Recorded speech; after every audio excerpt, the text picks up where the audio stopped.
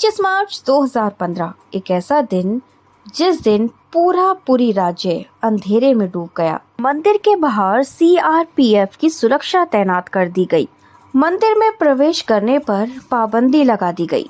सिर्फ एक मंदिर के पुजारी को ही मंदिर में जाने की अनुमति थी। दरअसल समय था भगवान जगन्नाथ की एक महत्वपूर्ण लीला का, नवकले 12 उत्सव मनाने का। नवकले 12 उत्सव भगवान जगन्नाथ मंदिर का सबसे महत्वपूर्ण उत्सव कहा जाता है। यह समय था जगन्नाथ मंदिर की पुरानी मूर्तियों का नई मूर्तियों में स्थानांतरित होने का। आइए जानते हैं भगवान जगन्नाथ मंदिर के महत्वपूर्ण उत्सवों में से एक नवकले 12 उत्सव को क्यों और कैसे मनाया जाता है। भगवान जगन्नाथ की इस महत्वपूर्ण लीला को पूरा सुनिएगा। उड़ीसा के पुरी राज्य में स्थित जगन्नाथपुरी धाम विष्णु भगवान के चारों धामों में से एक, जिसे स्वर्ग का द्वार भी कहा जाता है। जगन्नाथपुरी धाम में आज भी भगवान श्री कृष्ण का हृदय मौजूद है। वैसे तो इस मंदिर के अनगिनत रहस्य हैं, जिसे आज भी कोई सुलझा नहीं पाया। जगन्नाथपुरी धाम के महत्वपूर्ण उत्सवों में से एक नवकले 12 उत्सव। नव का अर्थ होता है नया और कलेरे 12 का अर्थ होता है शरीर। इस उत्सव में भगवान जगन्नाथ मंदिर के चारों देवता अपने पुराने शरीर को त्याग कर फिर से नए शरीर धारण करते हैं। जगन्नाथ भगवान की सबसे महत्वपूर्ण लीला नवकले 12 को हर 12 साल या 19 साल में किया जाता है। कहते हैं इस उत्सव का आयोजन तब होता है जब हिंदू कैलेंडर में आषाढ़ मास के 2 महीने होते हैं, यानी अधिक मास या मल मास आषाढ़ मास में आ रहा हो। ऐसा संयोग हर 12 साल या 19 साल में ही होता है। ऐसे वर्ष देवताओं के पुनर्जन्म के लिए सबसे शुभ माना जाता है। इस रहस्यमय अनुष्ठान के जरिए ब्रह्म शक्ति को पुरानी मूर्तियों से नई मूर्ति में स्थानांतरित किया जाता है।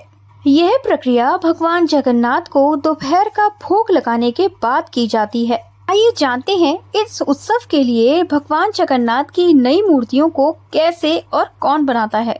नई मूर्तियों के लिए सबसे पहले सही पेड़ की तलाश की जाती है। पेड़ों की तलाश के कार्य को पूरा करने के लिए दैत्यपति सहित मंदिर के कर्मचारी कटकपुर गांव में मंगला देवी मंदिर के लिए निकलते हैं। पीठासीन देवी से मदद की गुहार लगाई जाती है। देवी मुख्य पुजारी के सपने में प्रकट होती हैं और उन्हें उस स्थान पर ले जाती हैं जहां वे वृक्ष स्थित होते हैं। दिलचस्प बात यह है, देवी की भविष्यवाणी सच साबित होती है। जगन्नाथ भगवान की मूर्तियों के लिए अलग अलग पेड़ों का चयन किया जाता है। जैसे सुदर्शन चक्र की मूर्ति बनाने के लिए पेड़ की 3 शाखाएं होनी चाहिए और नीम के पेड़ की त्वचा लाल रंग की होनी चाहिए। बलभद्र के लिए वृक्ष की शाखाएं 7 तरीके की होनी चाहिए।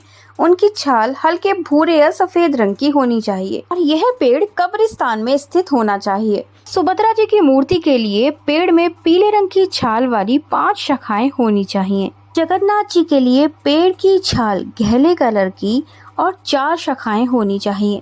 एक बार जब पेड़ मिल जाते हैं तो उन्हें अग्नि में अर्पित किया जाता है और पेड़ को काट दिया जाता है। कोयली वैकुंठ में विश्वकर्मा के नाम से जाने वाले कारीगर लकड़ी की मूर्तियां बनाते हैं।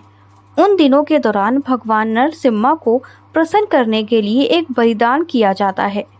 कारीगरों और बढ़ाई के अलावा किसी भी अन्य पुजारी को या किसी अन्य व्यक्ति को उस कक्ष में जाने की अनुमति नहीं होती जहां मूर्तियां बनाई गई हैं।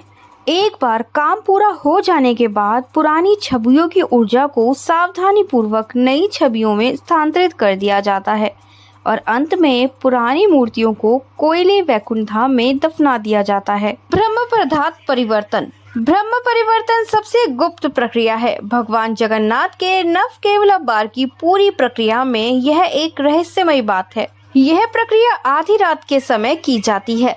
प्रक्रिया में ब्रह्म पदार्थ पुरानी मूर्तियों से नई मूर्तियों में स्थानांतरित किया जाता है। ब्रह्म पदार्थ ही भगवान श्री कृष्ण का साक्षात हृदय है। यह प्रक्रिया मंदिर के मुख्य पुजारी द्वारा की जाती है। जब यह प्रक्रिया की जाती है उस समय मंदिर के पुजारी के अलावा किसी और को मंदिर में जाने की अनुमति नहीं होती। इस प्रक्रिया के समय पूरे राज्य में अंधेरा कर दिया जाता है। मंदिर परिसर में सिर्फ एक दिया जल रहा होता है। वैदिक अनुष्ठानों द्वारा इस प्रक्रिया को पूरा किया जाता है। मंदिर के मुख्य पुजारी की आंखों पर पट्टी बांध के और हाथ में ग्लव्स बांधकर ही इस प्रक्रिया को किया जाता है। कहा जाता है ब्रह्म पदार्थ को खुली आंखों से नहीं देखा जा सकता। अंतिम बार यह प्रक्रिया 2025 में की गई थी। यह प्रक्रिया करीब 400 से 500 साल पुरानी है।